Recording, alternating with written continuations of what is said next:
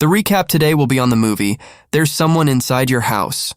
We start off when Jackson pulls up to his family's farmhouse with the music blasting. As soon as he makes his way inside, he gets a call from a friend where they discuss about girls and the upcoming football game that evening. While they do so, he makes his way to the kitchen to grab a bag of opened chips to munch on. The lad notices an egg timer on the kitchen table, as well as the house being a little too quiet.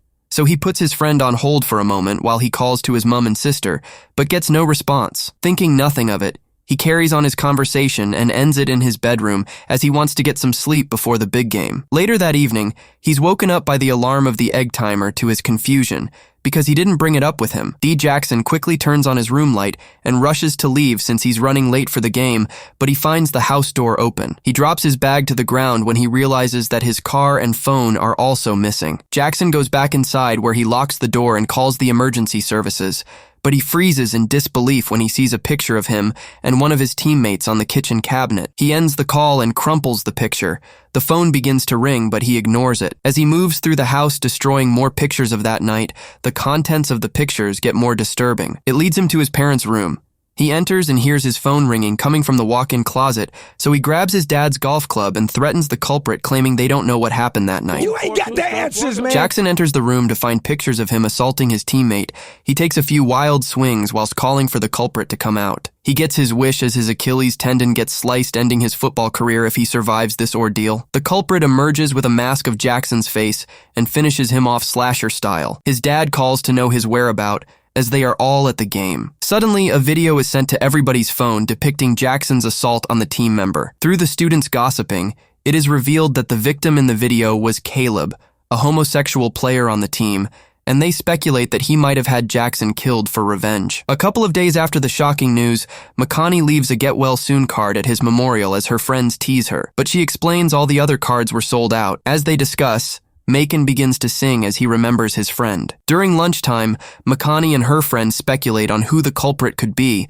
Darby calls Caleb over to their table when they see that he's been shunned by his teammates. Makani introduces herself and her friends, but the whole canteen is interrupted when Katie, the narcissistic student council president, gives a tone death speech using her college admission letter. After which, she leads the students in prayer in preparation for the memorial the following day. As they put their heads down, Makani notices Oliver staring at her. After school, the gang makes their way to Zach's car, which has been vandalized because his rich family is hated for buying the farmland of the local families when they are at their most desperate. He's not really offended because he understands their frustration. The friends prepare to move off to have some recreational fun when Oliver blocks their way. Alex comments that he's the most likely murderer suspect as everyone sees him as a sociopath. That night, Makani has dinner with her grandma, where it is revealed that the old lady suffers from a sleep disorder, so she is signed up for treatment. Grandma is more worried about Makani, as the recent events at school might have triggered some painful memories pertaining to her past. Makani is a bit worried about her college application,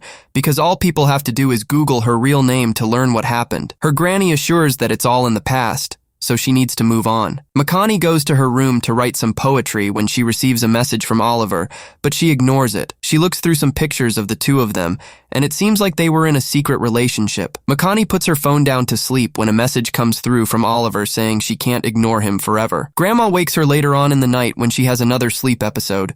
The young lady comes down to kitchen items all over the place, and the back door open. She gets startled when Granny appears out of nowhere, but she wakes her from her sleepwalking. The following morning is Jackson's memorial service, and Katie is there early with Marcus setting up. She speculates that Caleb is the mastermind behind the murder. When she asks for his opinion, she's surprised to see that he has disappeared. She then gets a message from Marcus explaining that he's sick so he can't make it. As she calls him confused, someone locks the door. Katie asks him to drop the act because she was just talking to him. The school president ends the call when a racist segment from her anonymous podcast starts playing in the church hall. She turns to find the killer standing there with a mask of her face on. Katie tries to explain herself, but she's cut across her stomach when trying to escape. She struggles and hides inside a confession booth where she makes an emergency call, but the killer gets to her by lodging the blade through her mouth. The pastor opens the door to Katie's body hanging, while her hate speech plays in the background. The sheriff addresses the town through a special broadcast, assuring citizens that the killer will be caught. He also imposes an 8 p.m. curfew. Meanwhile, Makani gets worried and Googles her real name. She gets a flashback of her in handcuffs.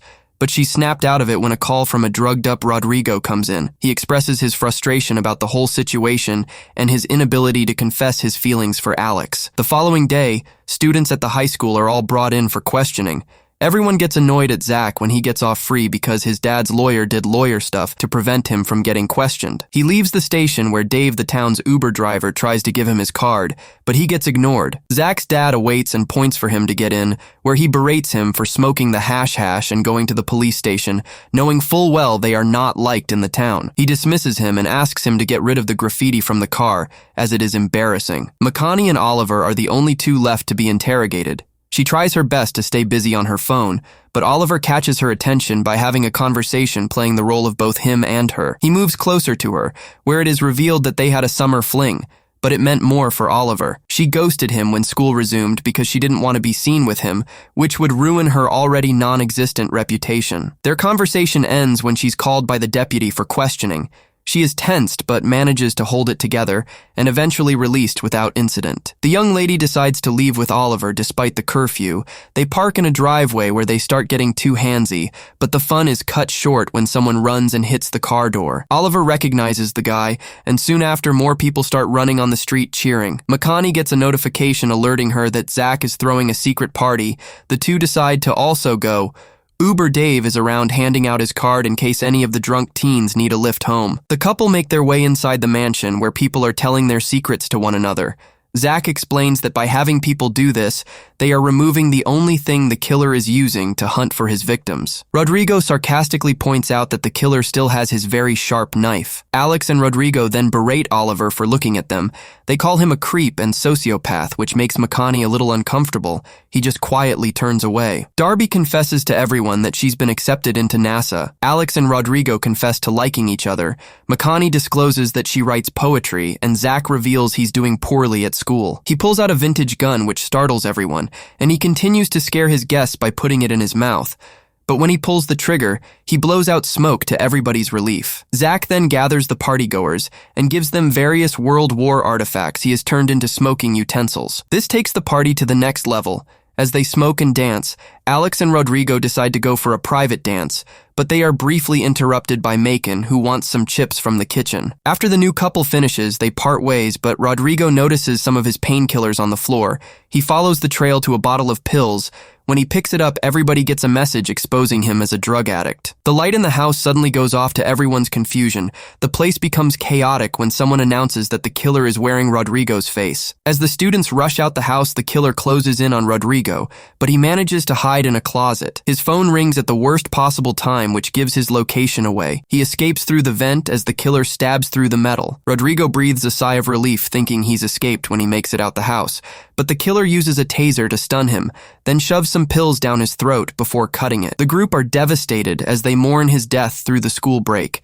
During that period, Makani continues to see Oliver. Soon after school is back in session, everyone now thinks that Oliver is behind the murders. Makani gets into a fight with Alex when she doubles down that her sneaky link is the killer. Later, her grandma leaves for the sleep treatment and reminds her to stay at Alex's place while she's gone. Makani decides to stay at the house alone. One afternoon, she's taken out by Oliver to Zach's family farm on a date. Their makeout session is interrupted when Oliver's brother calls. She excuses herself into the car where she comes across a taser in his glove box. Oliver joins her in the car where he reveals his past and hints that he knows Makani's real name and past. She storms off when she figures that he did a background check on her. She calls Uber Dave to come pick her up. As soon as Makani gets home, she locks the door and picks a knife. She also blocks the room door with a chair before dozing off. She's woken up by a flashback to find her knife and phone gone. The young lady calls for her grandma, knowing full well it's the killer. She rushes downstairs and calls the emergency services, but a voice recording of her giving her statement regarding her past plays. A terrified Makani makes her way into one of the rooms where pictures of a burn victim is plastered all over the wall as the flames from the fireplace light up the room. The killer watches from the outside window as she confronts her past. He busts through the window and shoots her with a taser, which stuns her to the ground.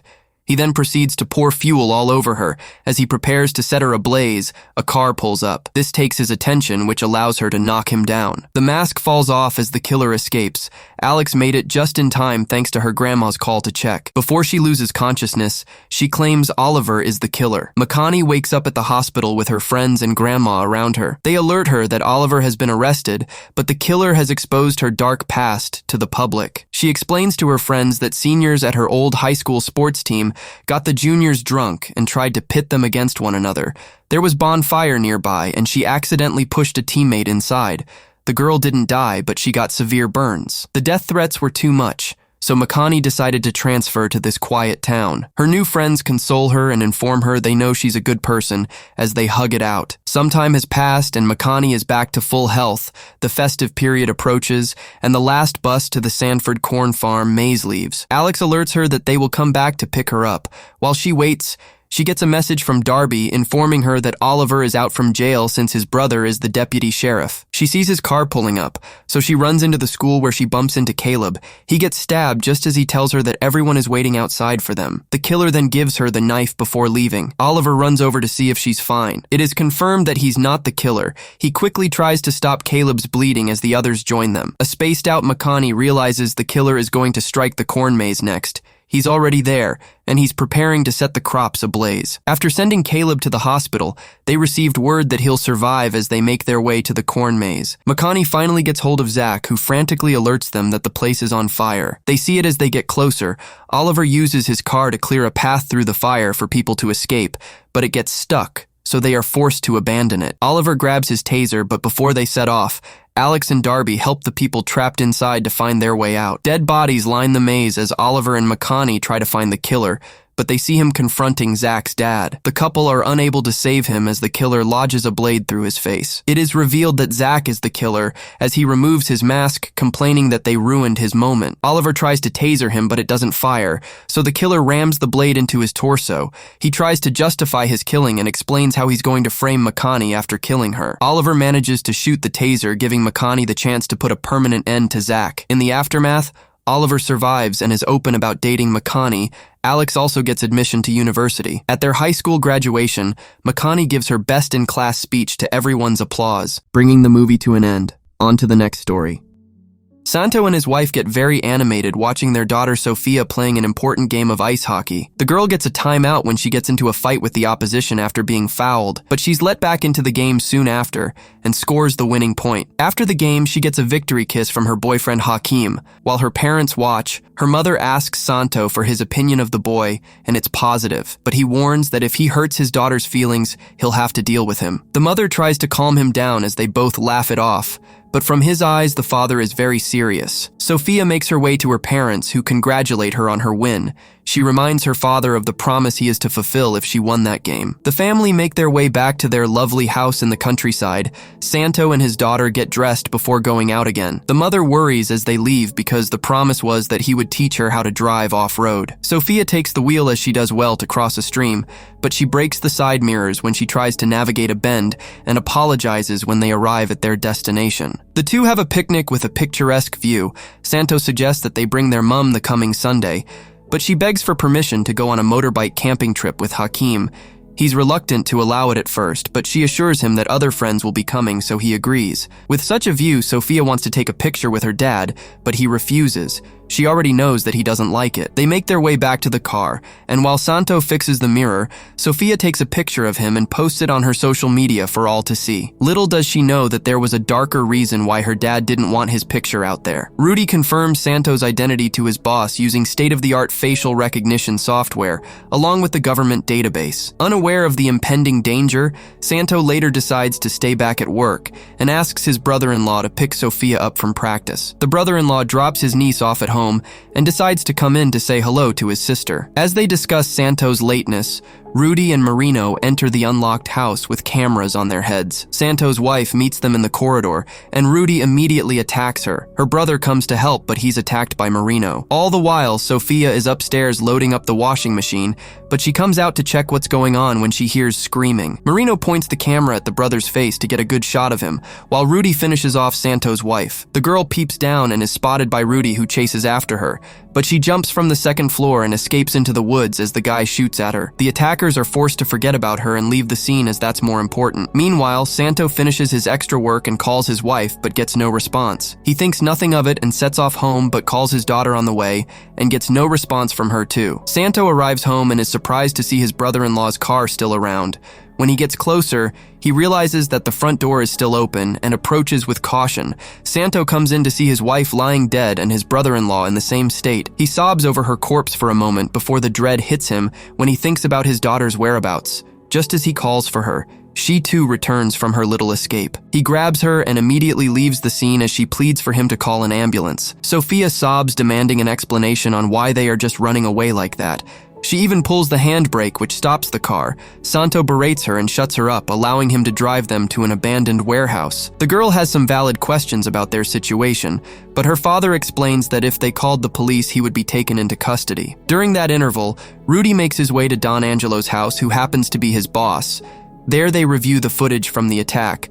Rudy and Marino thought that the brother-in-law was Santo, but the boss informs them that they got the wrong guy. Rudy calls his partner to alert him of their mistake and their obligation to fix it. All the while, Santo prepares for war by shaving his hair and beard while having a flashback to the event that started this retaliation.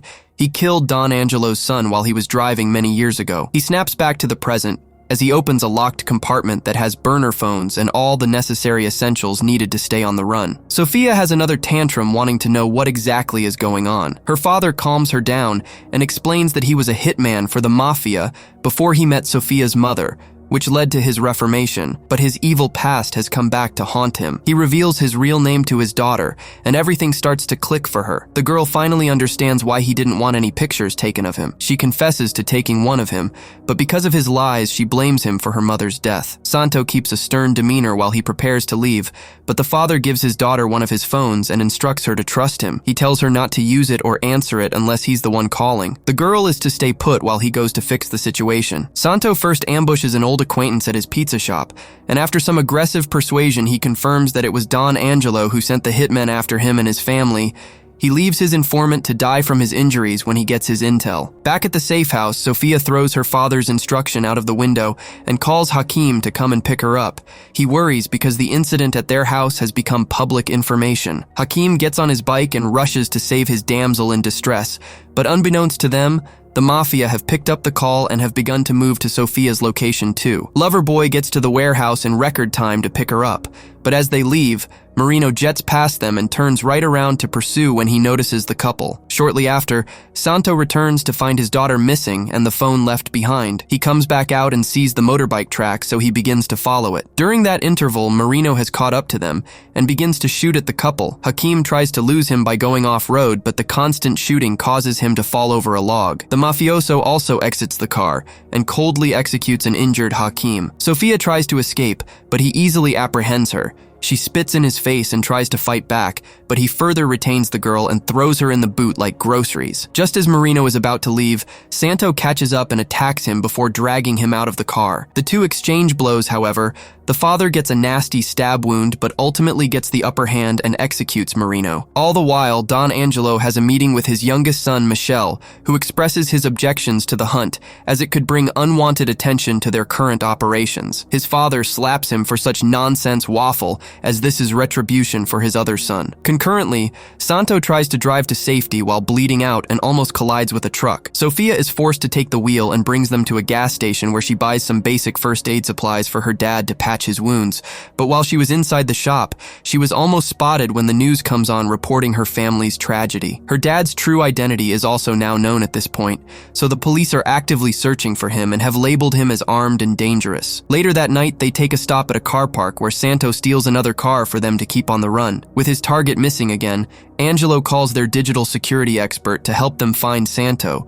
Using the real-time surveillance cameras around the city, the Don has that mafia money, so the expensive service is just a means to an end. In the interim, the father and daughter arrive at the next city, and Santo decides to rest up at a building that's up for sale. Sophia comes in to see that his condition has worsened, so she finds a suspicious salon and offers them money to help her find a discreet hospital. At this point, Santo is disorientated as they transport him to the health center for treatment. As he lies in the recovery room, Sophia reads a note written on the back of an old family picture of her dad appreciating his family and professing his love for them. Meanwhile, Michel parties inside his office with some young females when the security guy comes to get his consent before going ahead with his dad's search. Within a short time, they get a visual on Sophia. Rudy searches the listed building first, before they receive information that the father and daughter might be in an illegal clinic nearby based on Sophia's movement. The mafia infiltrates the clinic, but Santo has already anticipated their arrival, so he has given Sophia a diagram on how to hotwire a car. While she prepares their getaway vehicle, Santo baits Rudy to chase him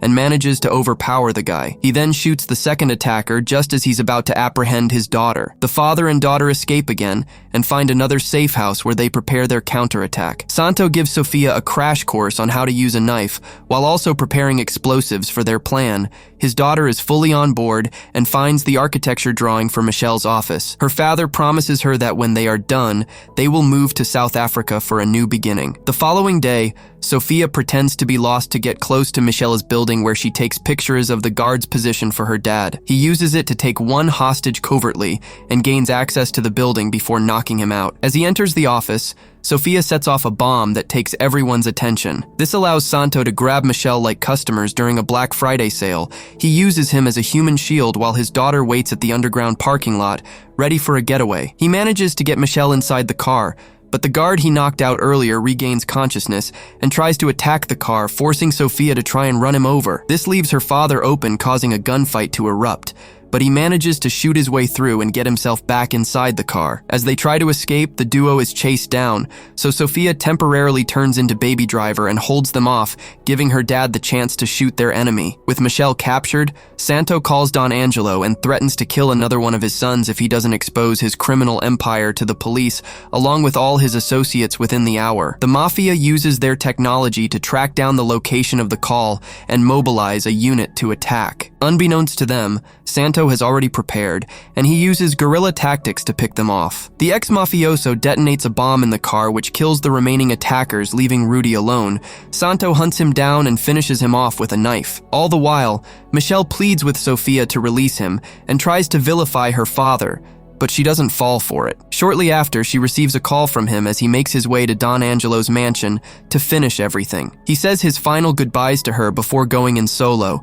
Santo kills his way through the guards and strangles the boss to the point he will sleep for eternity. But the police are alerted to the commotion, so they deploy to the house. Santo emerges out alone, and he's shot dead before he can reach for whatever he had behind him. Simultaneously, the police raid Sophia's location and take her in as they see her as a victim in all of this. The young lady is held at a special facility to recover from the trauma. Michelle later visits her and offers to help her when she gets out, as he wants to put an end to their family beef. Sophia is not receptive to the idea, but he leaves his card behind. As soon as he leaves the facility, he makes his true intentions to kill her in the same manner Santo killed his father. A couple of years pass by and Sophia is released, but by the time Michelle's men get there, she's already gone. They call their boss to alert him. As he enters the office, he's surprised to see her there. She used his business card to get in since he's used to mixing work and pleasure at the office. He thinks she's come to take him up on the offer, but she presents him with the Uno reverse card and places a knife through his lower jaw before walking out stern-faced now that her revenge is complete. This brings the movie to an end. On to the next story. Southern Zhao and Northern Yan have been engaged in a bloody war for years, leaving their civilians destitute till the battles ended in a stalemate. This forced both sides to come to a peace agreement. However, this period of bliss only lasted for 10 years. A new king in Northern Yan has ascended to the throne and sparks up the tension by making hostile moves towards Southern Zhao. It is inevitable that war will break out. An envoy from the north presents their gift to the Southern king at an important ceremony. The young monarch is intrigued by it, so he steps forward for a better look. The two presenting the gift toss it toward the king. Tane grabs a cloth, absorbing the substance which causes it to combust. Remnants still manage to get on the monarch's garment, making it to burn, so he isolates it and knocks the king back to save his life. All the while, the assassins use the handle as weapons to fend off the guards. The Grand Tutor Guan watches intently to see the outcome. Tyne ends one of the attackers, and while the other tries to escape, she's mauled by a ferocious beast. The Grand Tutor Guan rushes over over to alert the king that it's an act of war from the north, so they should resume the martial contest to select the new Grand Field Marshal and prepare for battle. He volunteers to help host the contest to ease the king's burden, to which he agrees since it's his idea. The Grand Tutor Guan makes his way to the tower and sends messenger birds to the 8 clans with an announcement to all warriors of the gathering in Phoenix City. Meanwhile, at Qingyuan Village, Yilong rappels into the water serving station to collect some water when it's closed, but one of the guards spots him, and from their reaction, it's not his first time. They chase him around the mining village, and as Yilong elegantly evades them, he knocks one of the scaffoldings, which almost crushes a child. Luckily, Chu-hun is nearby, so he rushed over to protect the little girl. During the commotion, Yilong snuck away thinking that he has escaped with it, but Kang Chu got ahead and knocks him out with a wooden spoon. During that interval, the messenger bird arrives at the chief's home. He retrieves the note and quickly assembles all the villagers at the square to tell them of the martial contest. Everyone worries that war is coming based on the announcement. The community leader explains that 3 warriors from each clan have to be selected for the contest. They have a set number of days to reach Phoenix City with their clan totems. Any violation will lead to the punishment of the entire clan. He opens to ask if there are any volunteers. The crowd goes silent till Yilong shouts that he will go. All the while, he has been hanged upside down for his petty crime. The villagers chuckle as they don't take him seriously. The chief does some crowd control before asking Kang Chu to cut him down. The guard does so in a careless manner, causing Yilong to crash to the floor. This sends the crowd into a laughing frenzy. He gets up and rushes to the front, informing the chief that he's being serious about him wanting to fight for the village and promises to bring glory to his clan when he becomes the Grand Field Marshal. This makes everyone chuckle again. Kang Chu volunteers, and Chu-hun also comes forward when he hears that the Grand Tutor Guan will be there. The chief accepts them, and within a short period, they prepare to leave. Yilong goes to his mother's grave to pray for protection. The chief reveals that his mother was pregnant with him when he came to them after escaping from the frontier. She was injured and died during childbirth, only leaving him with a broken comb. The mother was also not able to reveal who his father was before she passed. Yilong takes the comb as a keepsake for the journey. He also hopes that he might find some information about his past on the trip. The community leader turns to Chu-hun next to give him a broken glaive. It is disclosed that 10 years ago, they found him severely injured after the Great Battle, and he was holding the glaive, so the chief is returning it to him. The outsider gives a thank you full of emotion because that weapon has a lot of sentimental value. The trio set off on their long journey. They find themselves in the desert area. As Kang Chu discusses with the group, he doesn't pay attention to his environment, so he's stung and dragged into the sand by a giant scorpion. More emerge from the sand to attack the other 2, but with Chu-hun's great spear work, he manages to hold them off and takes off one of their claws. When they realize the place is clear, he breaks the shell and removes the meat for them to enjoy later. They find no sign of Kang Chu, so they proceed forward without him, but they have a problem now because they are a man down. This violates the instructions, so the village is now at risk of being wiped out for disobedience. Chu-hun makes it known that it is paramount that they find a replacement. That night, they set up camp and cook the claw meat, but the staff wielder hits Yilong's stomach for overeating